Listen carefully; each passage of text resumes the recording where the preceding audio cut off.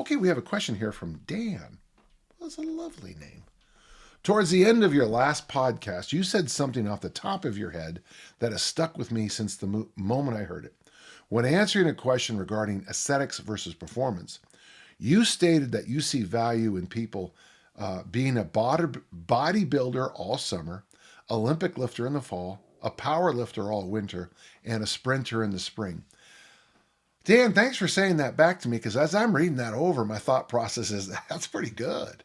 You know, in the summer, you're on the workout generator, you're doing, your sets of 8, your sets of 10, your sets of 12, you're feeling that lactic acid build up. Fall comes around, discipline program, Olympic lift. Winter comes around, it's cold, let's get it done fast and get the hell out of here. And then the spring comes, yeah, it's a great idea. I feel like there was a golden nugget of wisdom. I think there was a big nugget in there, yeah, in that little statement. But due to it not being the sole component of the question you were answering at the time, it was relatively glossed over. Would you be able to expand on that thought? Well, a couple things. First, I'm a big believer in seasonal eating and seasonal training. So I'm a big believer that in the spring, you should probably be eating. I'll just summarize. Eating a lot of berries. You should eat all of which nature is just popping off for you. In the fall, I mean, I move and I do. Fall is when I begin to eat the root vegetables more. I eat the squash family here in the United States more. It's very really inexpensive in the fall. Fall is also apple time here in the United States, so I eat a lot of apples in the fall. I don't eat them the rest of the year because they don't taste good.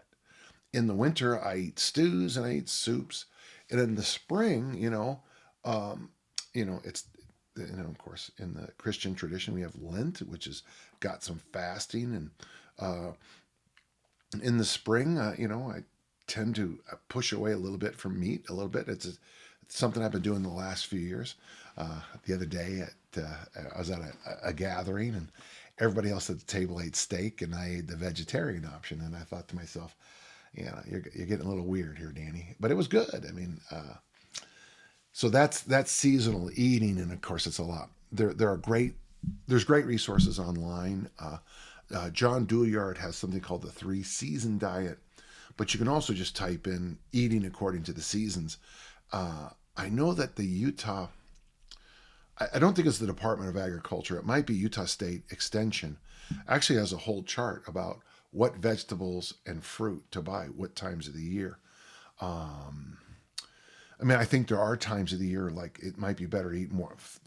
I'm spitballing right now, but maybe like, I don't know, summer is a better time to eat certain kinds of fish.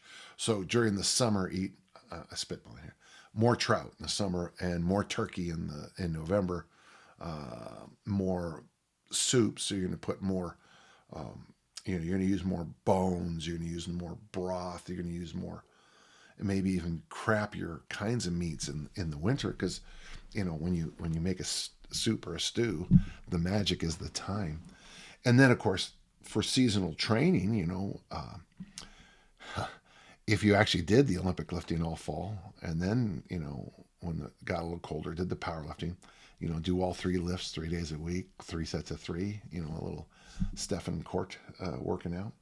And then when the spring came around, you got out there and you start, you put your shoes on, you do your little warm up, you do your high knees, you do your butt kickers, you do your, your little spree drills, and then which will lean you out. And of course, when summer comes around, enjoy those 3-day-a-week workouts. I think there's a lot of wisdom to it. I have to be honest with you. I'm not saying you'll be the only person on the planet doing it, but it's good advice. Yeah, sometimes when people quote something I say and it's good advice, I kind of feel a little funny after, like, yeah, it's a really good idea. Yeah, it's brilliant. Oh yeah, I said it, but it is good. Yeah, so I feel that way right now. Okay.